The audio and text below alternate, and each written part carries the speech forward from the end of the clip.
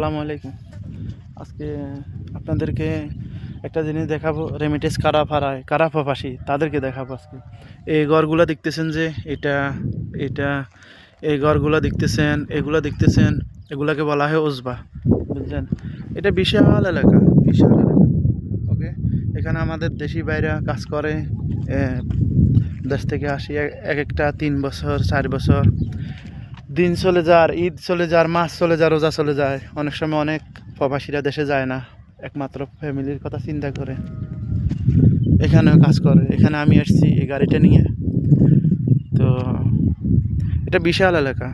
তো প্রবাসীদের মতো কষ্ট পৃথিবীর আর কেউ করে না, আমার মনে হয় না।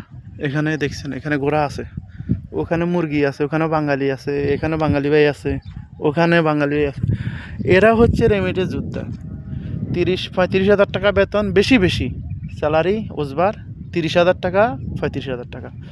আর যাদের নিচে স্যালারি, নিম্নস্থলে স্যালারি যেটা 20 হাজার টাকা, বুঝছেন?